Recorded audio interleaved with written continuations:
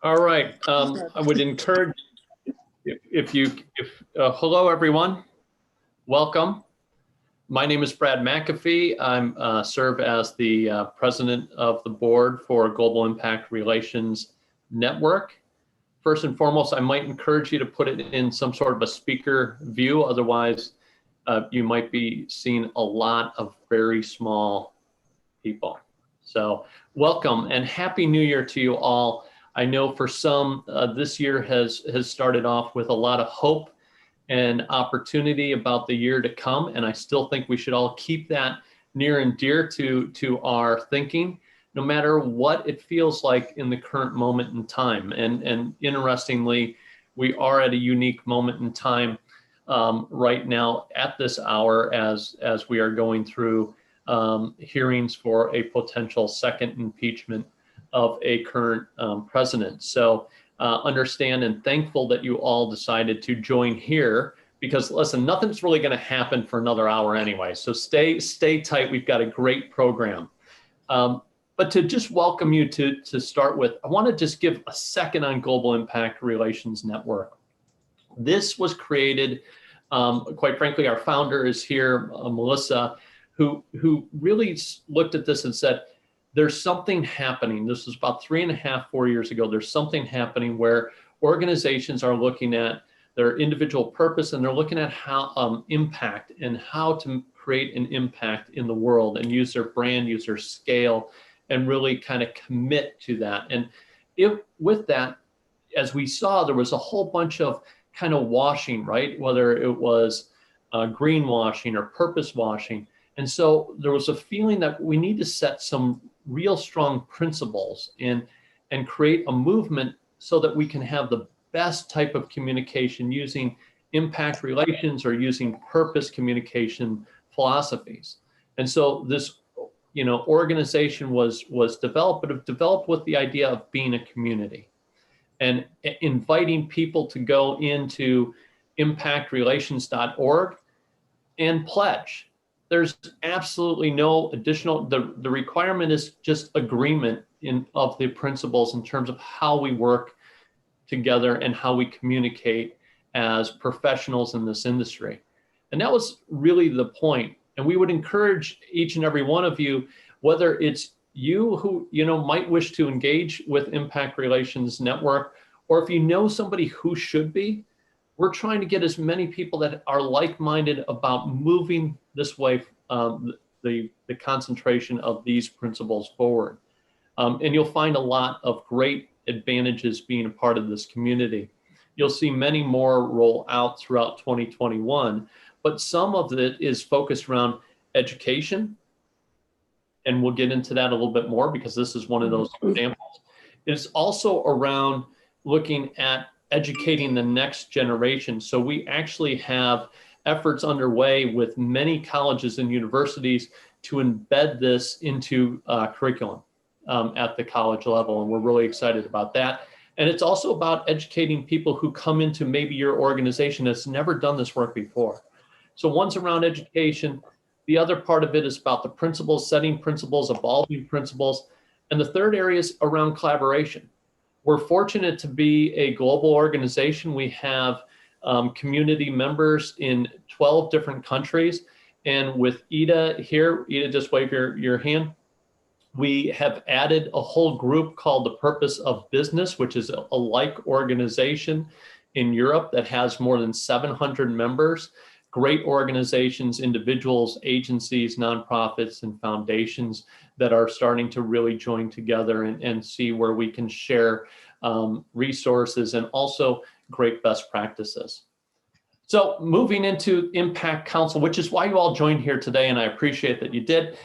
This is our kickoff event, and it's all about once a month getting together, finding something that is absolutely relevant for all of us, that's happening around the globe or around the world, interest to the community, and it's all around volunteers who are doing this. So we're asking people, do you have something that you need to say or want to share? Do you have an expertise, or do you know somebody that we should be bringing into these conversations? And today I'm extremely excited because we have a great kickoff discussion about what happened in 2020 in the area of purpose and impact, but what are some of those predictions for 2021 that we could all be looking at and thinking about as we go forward. So we're going to introduce that in just 1 second. I have to do just a little bit of housekeeping. One, I'm going to encourage everyone to stay muted. Speaker view. So those are 2 things. Third element is if you find something, and you will, you're gonna find our speakers have a lot of compelling things to say, and you're like, geez, I wanna tweet that out. You're gonna be able to find in the chat window hashtags like communication or comms for change. You'll find Twitter handles, everything in one resource in the chat box. This is being recorded, so there will be an opportunity to get a playback of this. And if you have questions along the way, throw them in the chat box. After the presentation portion, I will then get back with our speakers and we will go through a Q&A. With that, I'm excited to introduce our speakers. I mean, thrilled, actually. These are 2 people that I know not only think are great experts to be leading this conversation, they are both dear friends to me personally. Kate Cusick. Kate, just wave there if you don't mind. So Kate is the CMO, Chief Marketing Officer, as well as the Head of Business Development for Porter Novelli.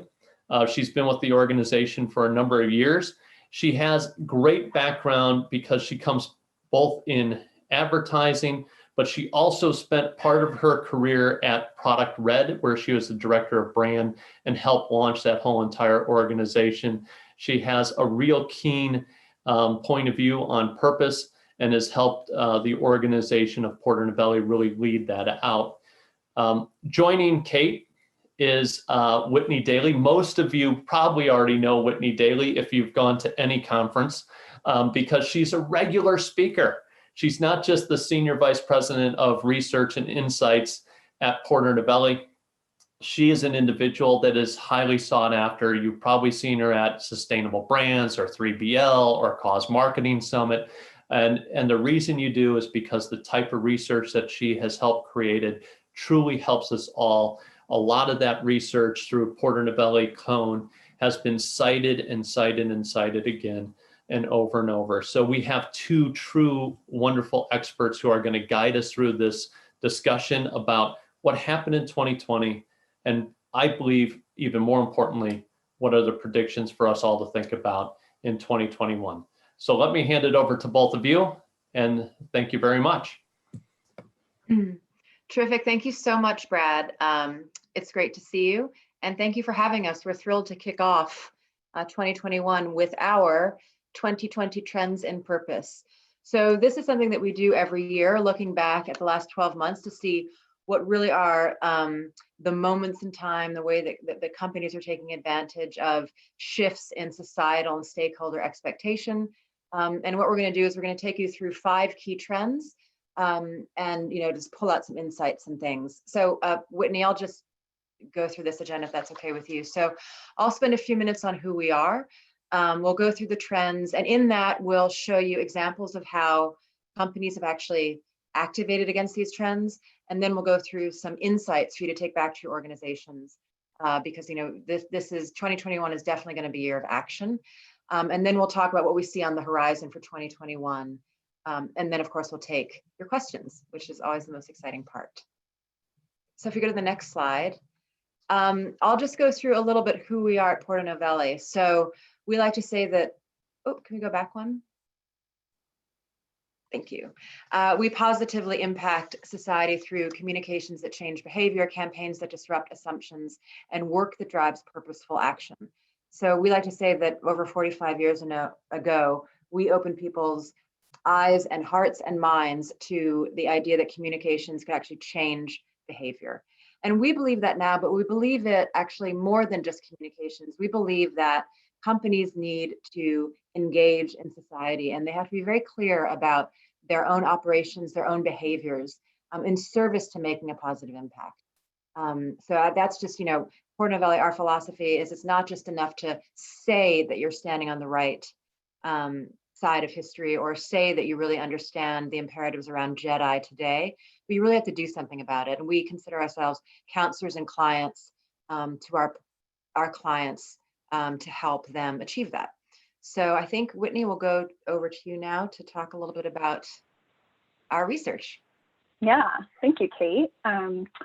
And as Brad mentioned, at Porter Novelli, we're really committed to leading with our research, which really helps us lean in on the insights that we develop and drive action for our clients. So whether this is through our proprietary research, which spans, I think, almost 3 decades now, or the myriad topics that we're tracking on a daily basis to ensure that we're really understanding and on top of what's happening in the space. So we have a dedicated research team that is really tracking purpose, announcements, commitments, campaigns throughout the year.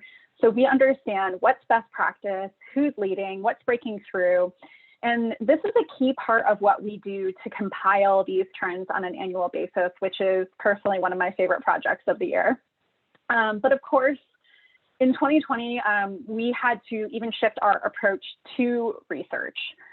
So, you know, if you go to the next slide, again, Brad mentioned it, Kate mentioned it, this past year was undisputably a year like no other. And here we are just 13 days into 2021, and we're experiencing, again, very unprecedented, uncomfortable situations that as companies, as individuals, we need to react to and have a point of view on. If you think back to the start of 2020, it's interesting, we were concerned about wildfires in Australia, if you remember that, that was in 2020, and the long-term impact to the ecosystem there. And that, of course, was quickly eclipsed by COVID-19 and quick succession, again, by economic uncertainty, growing racial unrest, political divisiveness, and then actually one of the most active hurricane seasons on record.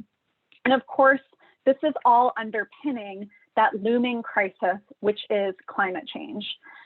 We had a Purpose Summit earlier in 2020, and Rebecca Henderson of Harvard Business School spoke at it. She had a really interesting quote that stuck with me since then. She said, "COVID-19 is the pop quiz, but the climate crisis is the final exam."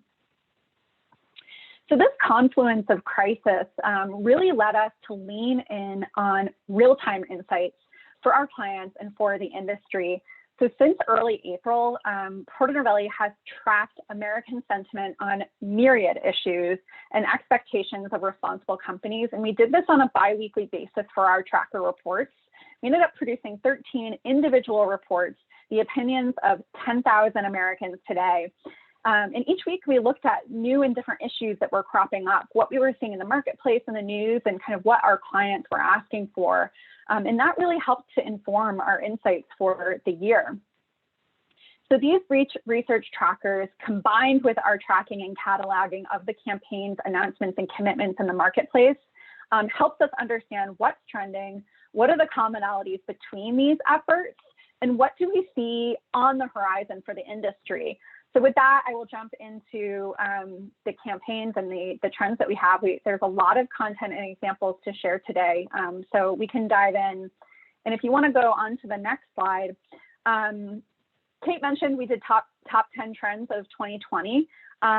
So in the interest of kind of leaving time for conversation and discussion, I know that this is a really active group, we wanted to kind of condense this down. So today we'll be sharing just the 5 trends and then our 5 predictions. So, but if you're interested in seeing the full top 10 trends, I think we're going to send that article through, which kind of authors all of these 10 trends as a follow-up today.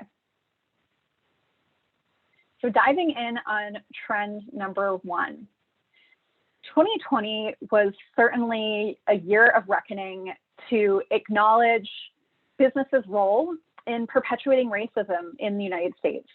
In fact, our research indicates 76% of executives today acknowledge businesses' role in systemic racism. A further 73% of Americans wish companies would be more in the forefront of acknowledging their past mistakes or biases when talking about race. So as companies look internally to address longstanding inequities that have been operationalized, there is still a lot of work that needs to be done to advance justice. But we're going to take a look at a few examples of companies that did work to incorporate justice into their DE&I efforts in 2020. This is something that we are now calling JEDI, which I think is taking traction in the industry. So a number of examples we have on the screen here. Let's start with BlackRock. In June of last year, BlackRock's Larry Fink announced that the company is committing to increasing its Black workforce by 30% by 2024. It's also looking to double its proportion of senior leaders from its current baseline of 3%. Moving on to West Elm, this is a really interesting campaign. West Elm actually became the third retailer to sign up for the 15% pledge. So if you're not familiar with the 15% pledge, it was actually an initiative started by fashion designer Aurora James. So she is calling on major retailers to commit a minimum of 15%, which is the percentage of Black people in the United States, of their shelf space to Black-owned businesses.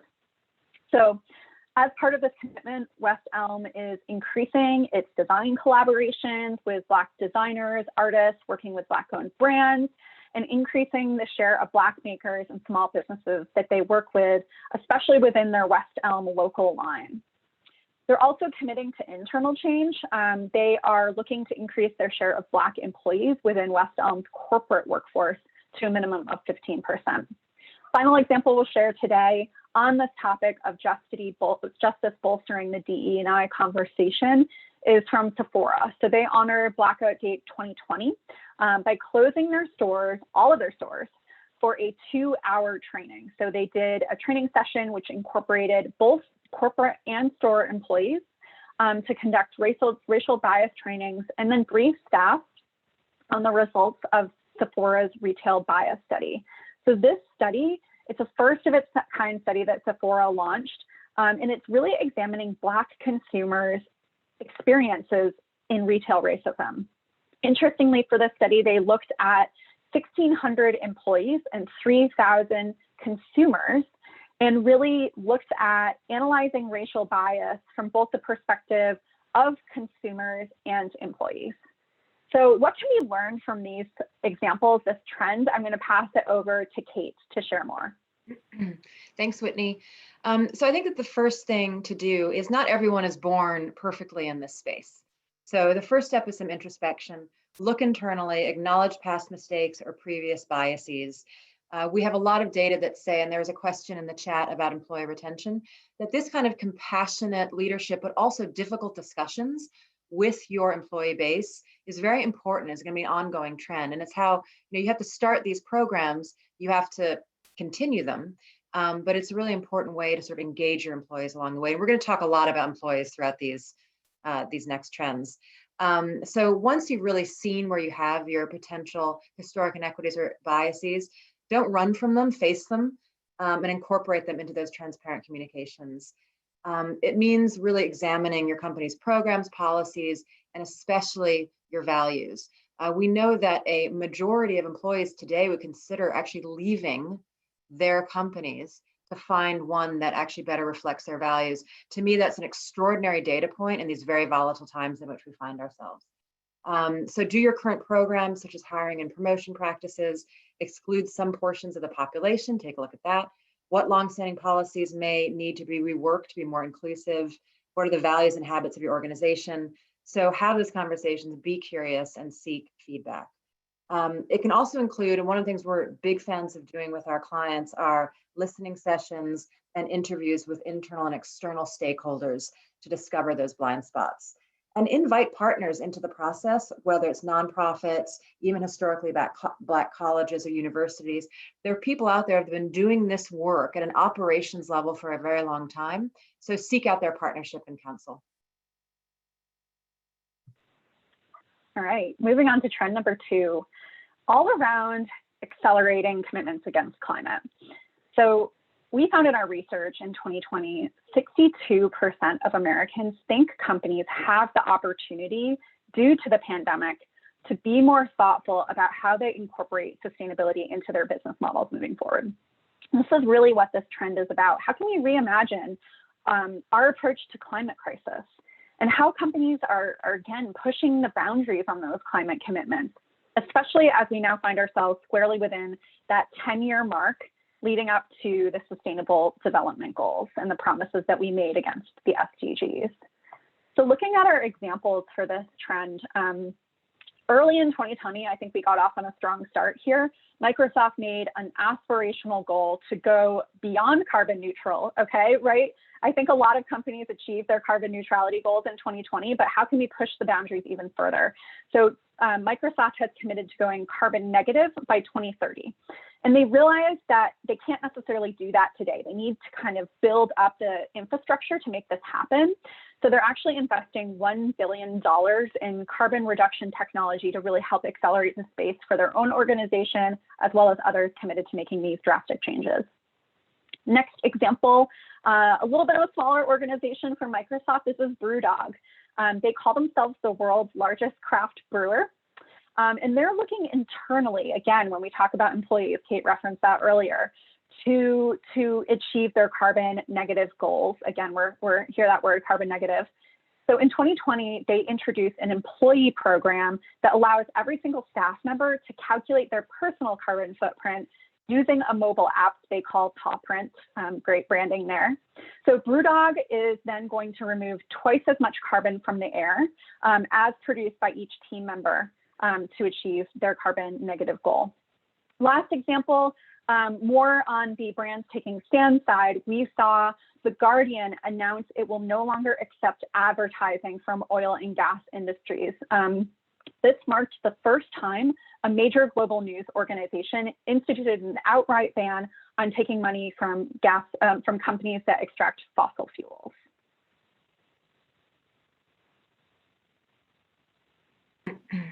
Sorry, mute. Thank you, Whitney. So we do think that climate commitments will increasingly become table stakes for organizations. You're going to have to say that you are behaving in this way. So it's really important to understand the power of communication, to differentiate what you're doing. You have to be out there telling your story if you want to get any credit for it. Again, employees, it's just so critical to engage your employees in all your efforts, but really when it comes to sustainability commitments, it's necessary to get their buy-in so they think of sustainable impact in all aspects of their role and commit to action towards those goals. There's so much that employees can do on behalf of companies to help them achieve their goals.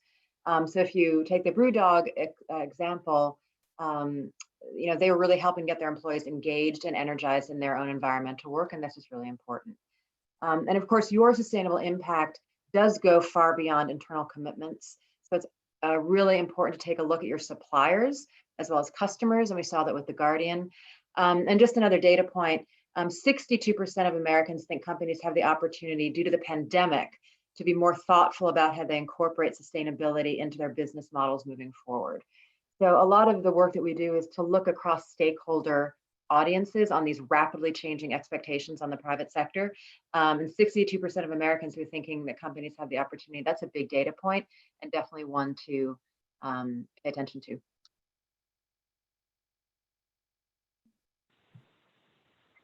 Great. More data for you. Our research uncovered that more than half, 56% of Americans won't support a brand if they can't see themselves personally represented in that brand's marketing and communications. So again, ensuring diverse representation in products and services is a crucial step companies can take to that external representation of inclusivity. We talked about DE&I earlier. Now we're going to talk about representation within the diversity and inclusivity model. So as we look at our examples, there were a lot of interesting examples this year. We had to cull it down to 3, but this could have been a list of 50. But what we have here today, first example is from Tesco. So after a Tesco employee spotted a viral tweet from a Black American on how he had to hold back tears after finally having a bandage that matched his own skin tone, the supermarket decided to develop their own diverse range of Band-Aids to represent different types of skin tones. And this initiative was supported by Tesco's internal diversity, culture, and inclusion colleague network. So again, how employee engagement can manifest into an actual product or service that's more inclusive. Next up, Barbie. So this is a brand that has been working towards more inclusive dolls over the years to really better reflect their customer base. It's an initiative that they've been working on for a while, but earlier this year, it released new designs to again broaden its range of diverse dolls, including a doll with no hair and one with a skin condition called vitiligo. So interestingly, Mattel said that in a statement that they released, that the prototype for the vitiligo doll, which they released on Barbie's Instagram page, was actually its most liked post ever. Finally, we have Zappos. In a move towards inclusivity from Zappos, customers are now able to purchase a single sandal or sneaker or even mixed size running shoes from a growing list of brands on the Zappos roster. So this is in part a push to help shoppers that might have naturally different sized feet, those with prosthetics or those missing a leg completely. So this innovation is meeting a growing market. We have found the demand for design to meet the needs of individuals with disabilities expected to reach $10.6 billion by 2024. So a market opportunity, but also a way to kind of bring more people into the fold of your company and brand experience. Yeah, and this is one of my favorite trends of 2020, and I think that third bullet point there is probably the most important. A lot of what we counsel our clients in when they need to start behaving with a purposeful agenda is that it's actually in service to a stronger bottom line. So you can achieve greater market share when you just have more products and services that are reaching a broader swath of your customer base. So it's smart business. And of course, it is the most consumer-facing element of your brand. So inside that, you have to understand how your products and services do act as an external reflection of your company's commitment to DE&I or JEDI. We should keep saying JEDI. And really nothing creates innovation like a diverse workforce. There was a study published in Fast Company that said that companies that meet high level of diversity announce an average of 2 extra products in any given year. And so again, getting back to that bottom line, it's pretty much doubles the amount for any major company. So these are good business practices as long as being reflective of a strong desire for customers to see themselves more clearly in your products. Great. So for trend number 4 that we're going to share today, again, focused on employees. And I think that this was just the common thread throughout all of our trends of 2020, but really something that shone to the horizon as we were looking at the pandemic. So our research has found that the majority of Americans at the beginning of the pandemic agreed that the primary role of business was to protect employees at times like these. So that urgency to protect employees was really, really coming through as we kind of experienced the COVID-19 pandemic. And still, we have research that indicates a third of employees, 33%, have reconsidered their current job because of how their company has handled the COVID-19 crisis so far. So recognizing the important role that companies can play in protecting the health and safety and well-being of their employees is something that we thought was really important from 2020, and many organizations answered that call. So we'll dive in on a couple examples of that. So at the onset of the pandemic, Starbucks was one of the first companies to offer emergency catastrophe pay to cover employees that had been diagnosed with COVID-19, been in contact with someone who had been diagnosed, or someone that was showing symptoms. And this is because they wanted to make it crystal clear to their employees and their consumers that someone should never have to choose between work and taking care of themselves. Next example we have is from Apple. So Apple also focused on its frontline employees at the surge of the coronavirus pandemic by offering unlimited sick leave to hourly employees, including retail workers, if they experienced symptoms of COVID-19 infection.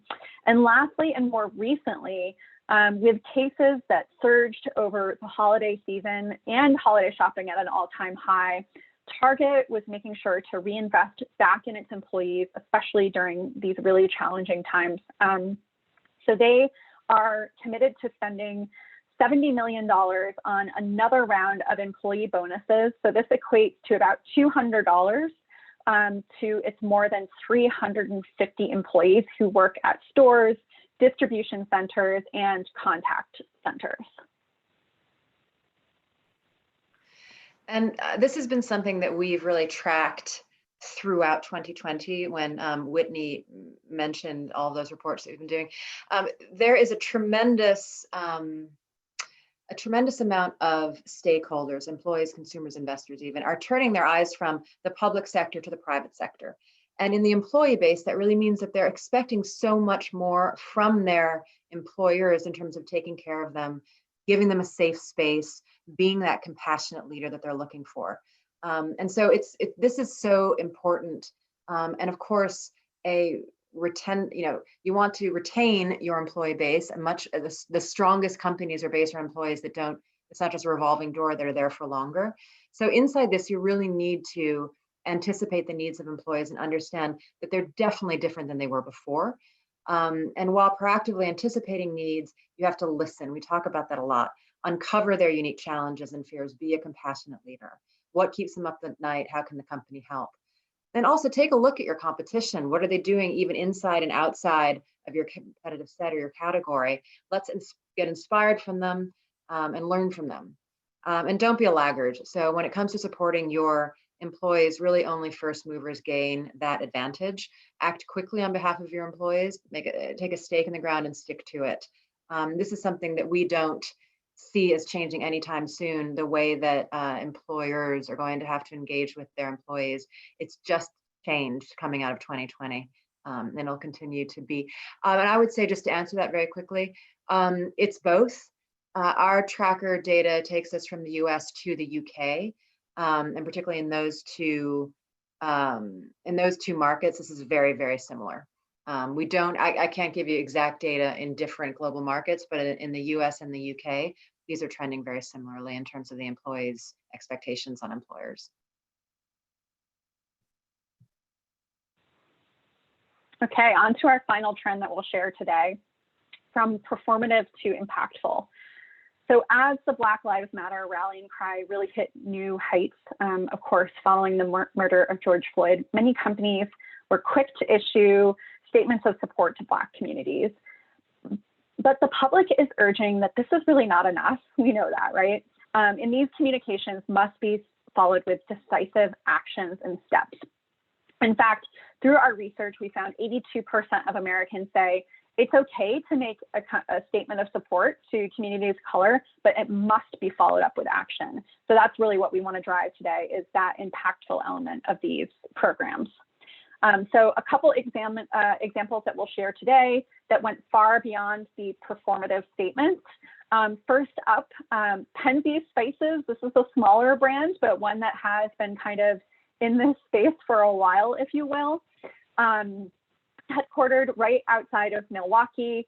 The company and CEO has been outspoken in support of the Black Lives Matter movement and protests.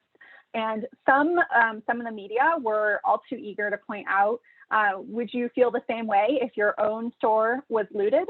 And the company and the CEO gave that some thought, and they decided to loot their own store and donate all of their product from that store outside of Milwaukee to the local community in response to that criticism.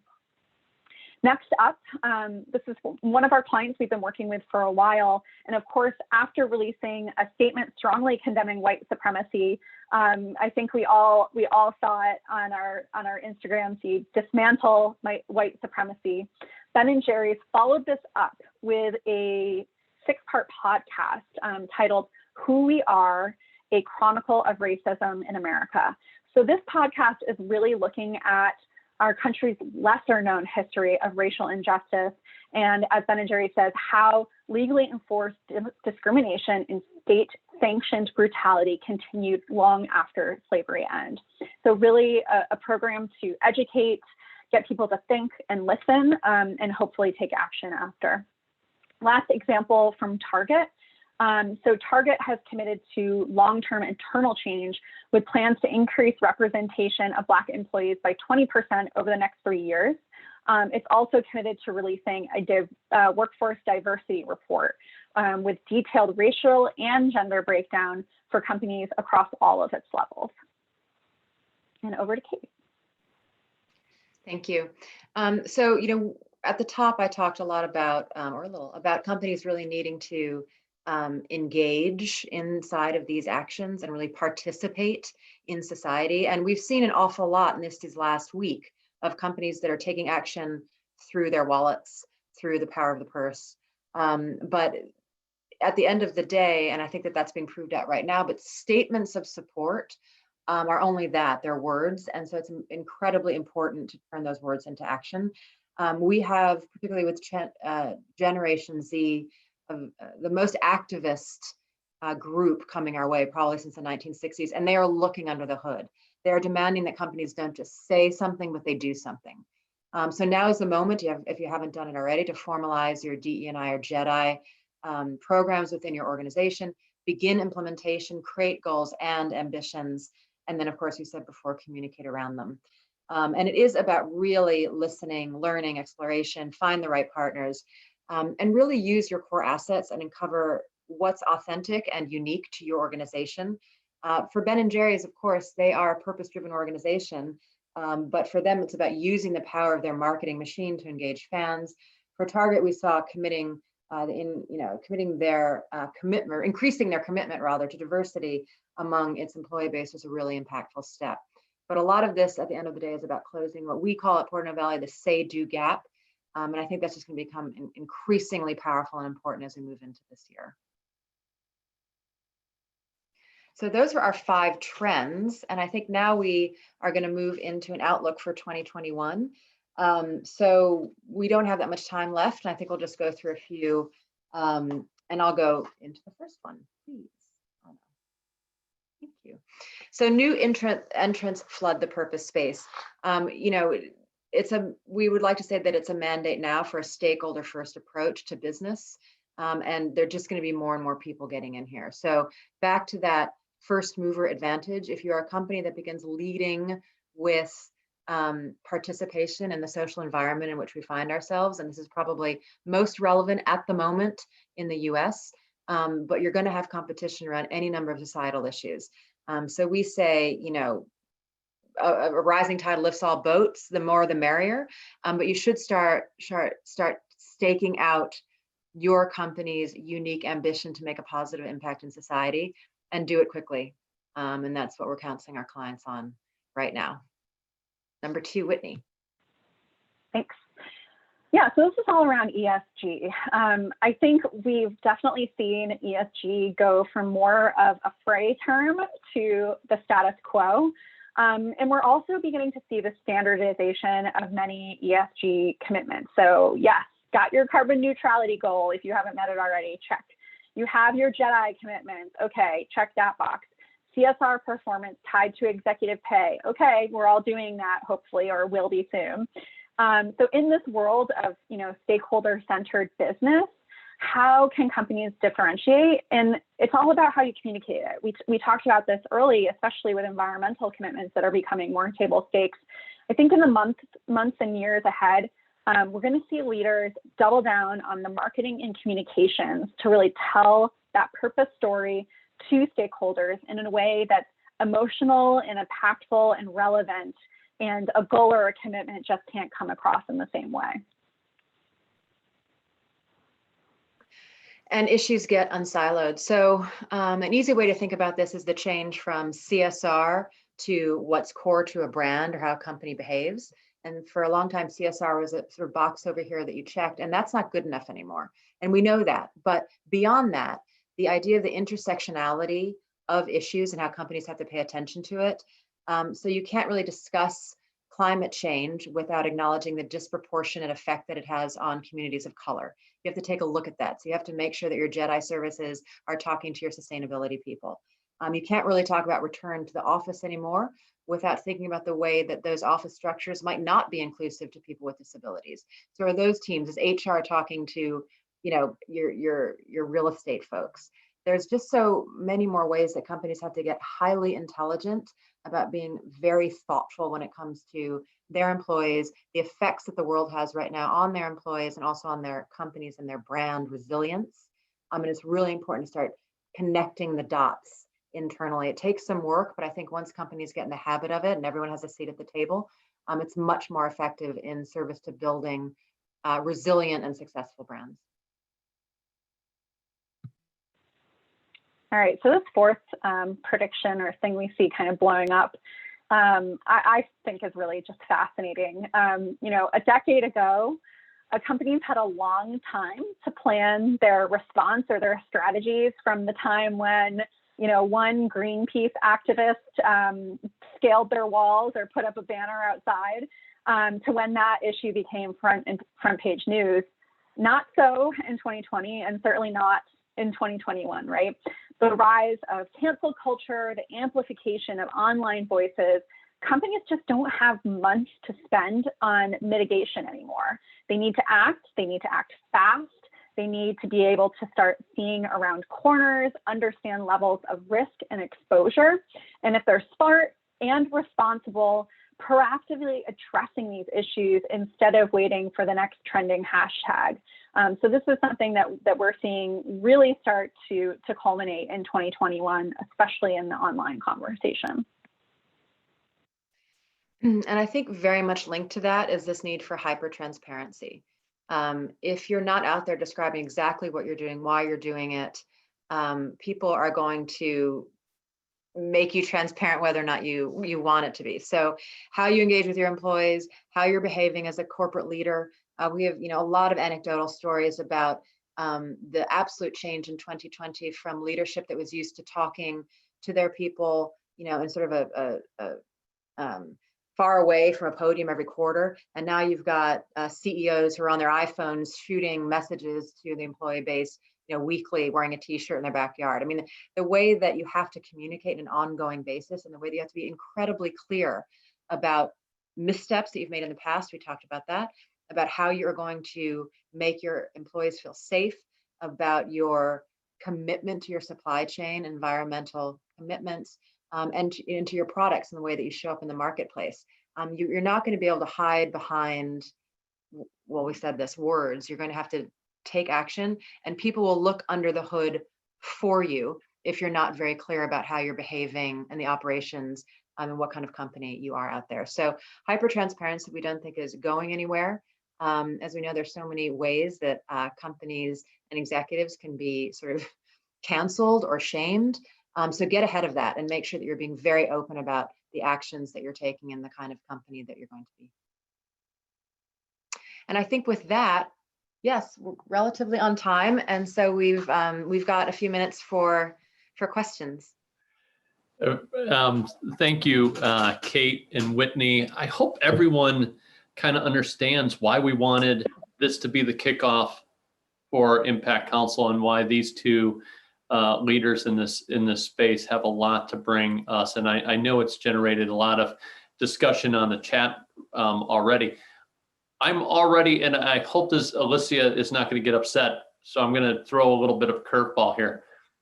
I think this is a tight enough group. We can try to do the questions with each individual asking. So I'm gonna see if we could do that technically. Jenna, you're gonna nod yes, we can do that, or we can't. Yes, we can. I think there's like a raise hand feature too. I'm just trying to. We need to. Yeah.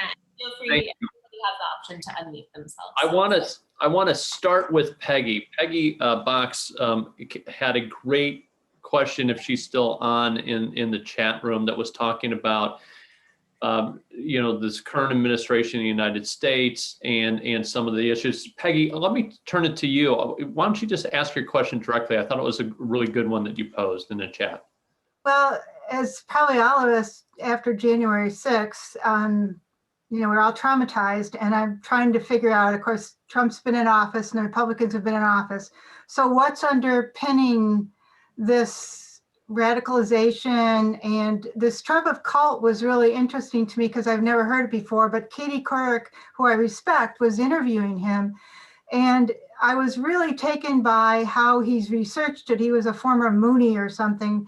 And so he's basically talking about how this has been used by Republicans and strategists to pinpoint basically our country, to divide us using these techniques. And the only way out of this is to be educated. And he used the example of Jim Jones in that cult, that both people were killed, were murdered basically, but with, so I think it's really serious to get under root cause of some of this, because I think we all believe, I think most of us believe in climate change and want to do something, but we have to work with this big percentage of people that are working with misinformation and cult leadership, or fill in the blanks. And that part of it bothers me, because can we really be effective if we don't figure out how to communicate with those folks?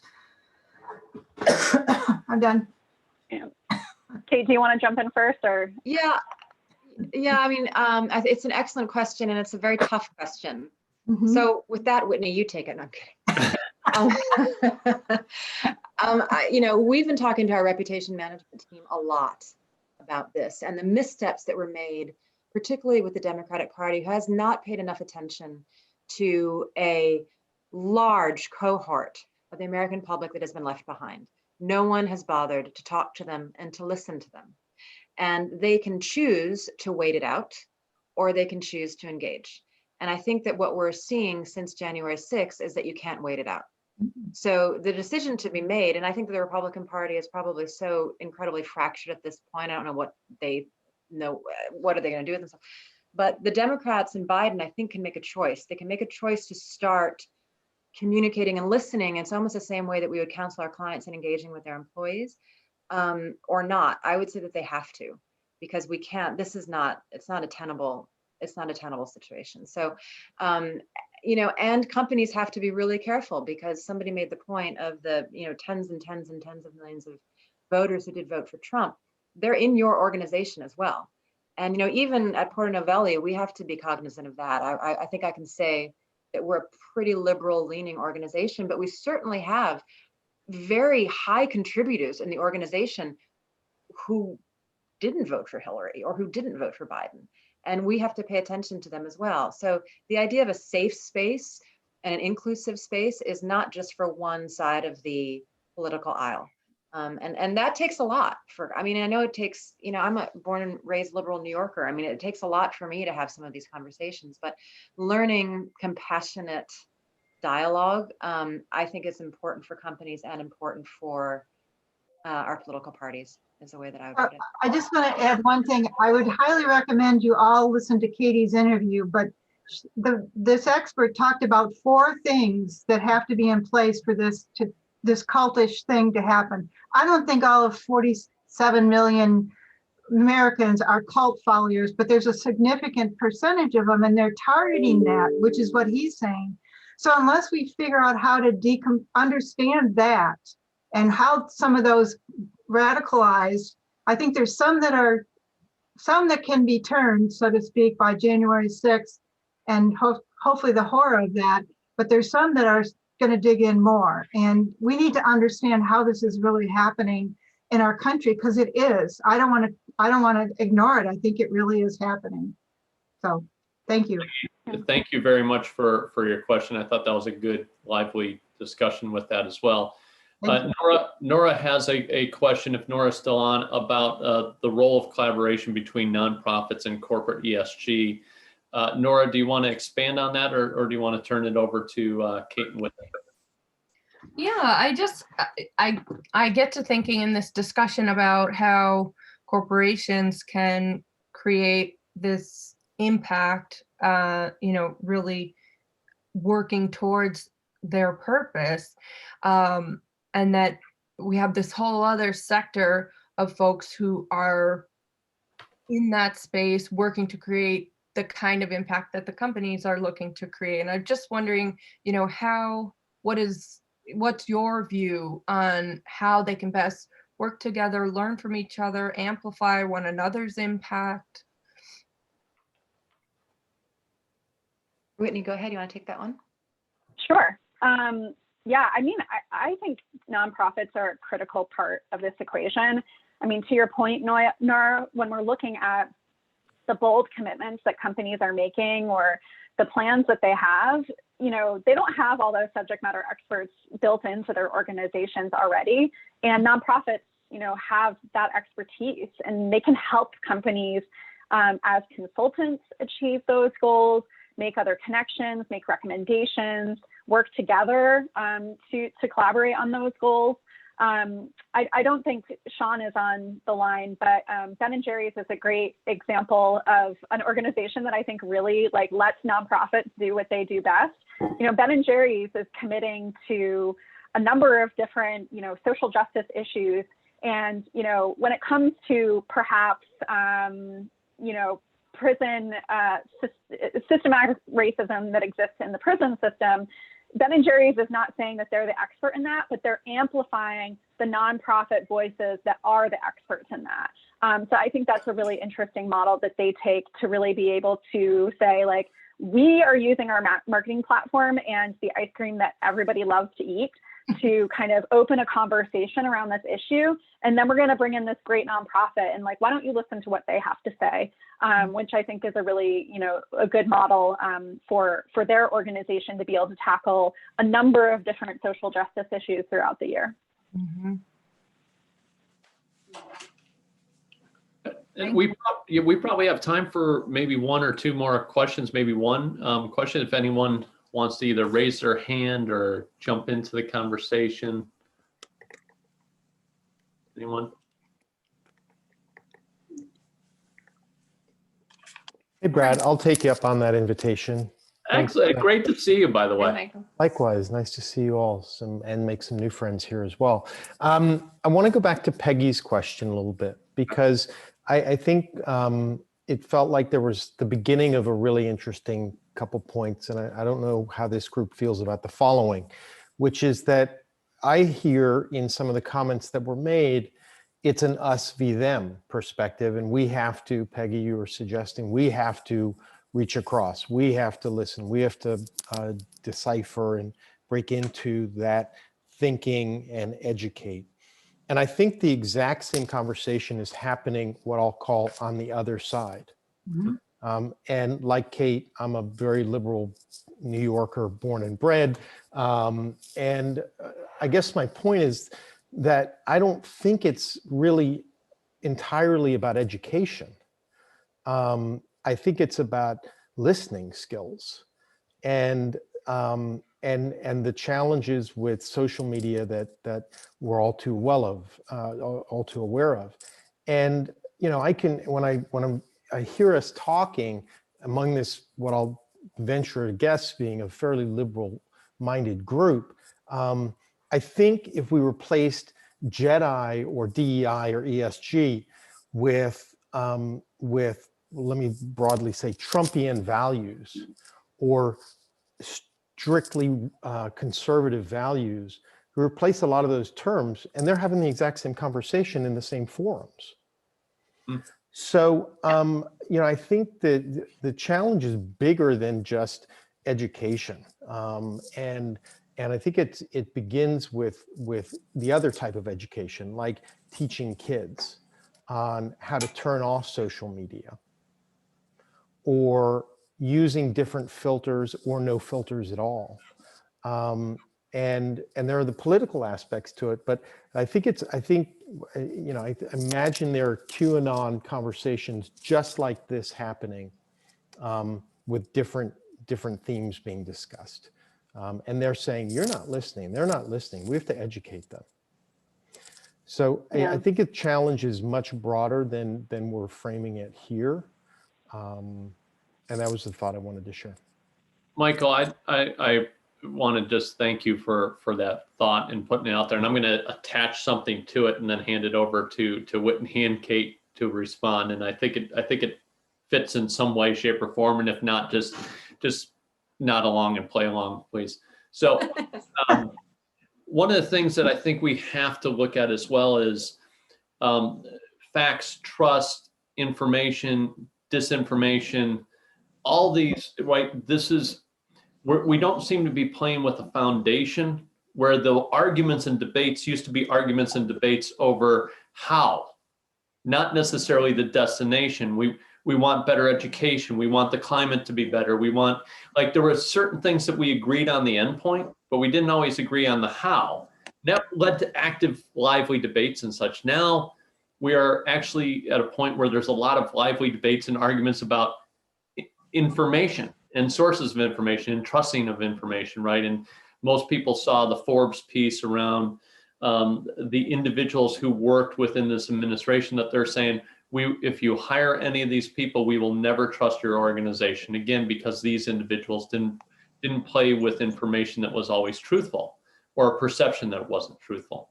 So I think what I would turn to our group here, Kate and Whitney, and I would just simply ask, there does seem to be this bigger, broader issue around disinformation, and our industry, by the way, is often perceived as not necessarily enhancing that, right? And so, but many of us who really, really believe that one of the very first obligations we all have is to the truth in communications.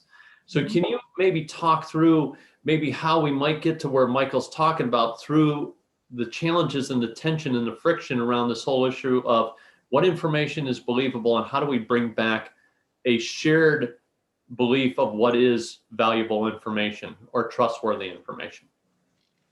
Well, I'll take a stab there, and I'm not sure necessarily how you get people who are vehemently, who very much agree with every fiber of their being that this election is stolen. I don't know the best way to change that. I do know that 2020 has proved that you can't communicate enough, that over communication is the name of the game. And for many of our clients, you think that you put something out there and that's it, that's great.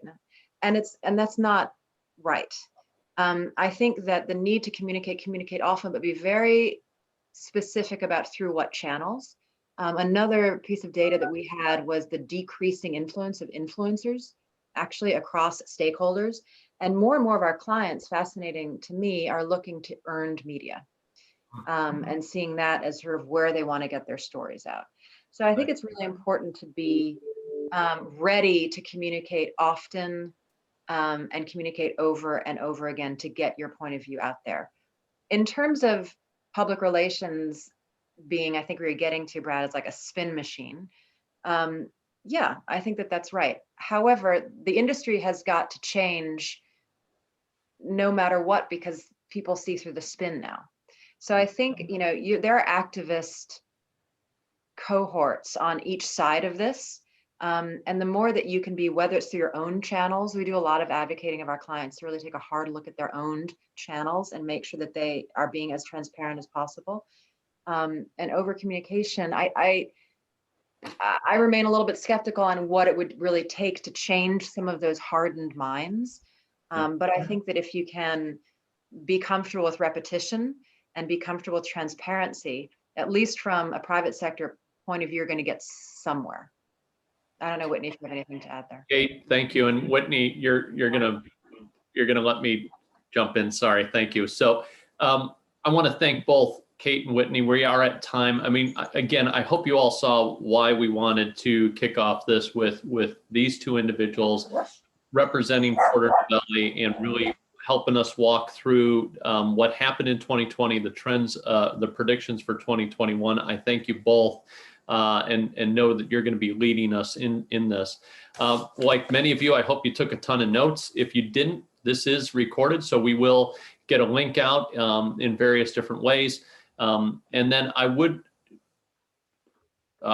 going to, I still am going to, and I never do this, and Kate and Whitney would tell you that I never do this. I'm not going to close. I'm going to hand it over to Melissa for who is our executive director and founder of this organization, to say, maybe a closing short remark since we're over. I will keep it short. Thanks to our speakers. That was awesome. And I speak on behalf of everyone. I learned a lot, or I guess on myself. Yeah, this is an important topic. It's really relevant. Michael, I loved the point that you made about there are two sides, there are two perspectives, and there are two passionate parties, more than that. And so just taking a moment to listen and not just want to be heard is really valid. I love that. We have conversations every week at Impact Relations about how it's an unregulated industry and how, you know, bad actors in regulated industries have consequences, but they don't hear. But then there's that, the flip of the coin is we want to preserve freedom of speech, and we don't want to be in an economy where we can't speak and communicate and talk to the media how we want. So so that is why we have our pledge. That is why we try to hold ourselves to strong standards. I shamelessly put the pledge link in there. We don't make any money off of this. There is no benefit to it except for just trying to scale the practice of ethical communications principles. So we invite you to read it and give your feedback. Also, please feel free to drop into the chat if there's a topic you want to hear us cover. We'll send an email just asking for some feedback, and you'll have an opportunity to do that there too if you want to think about it. But thanks, this is great conversation, and thank you, Brad, for moderating and for everybody's feedback. Enjoyed it. Stay tuned for the next link for our February Impact Council. Thank you. Have a great rest of your day. Thank you. So much. Bye.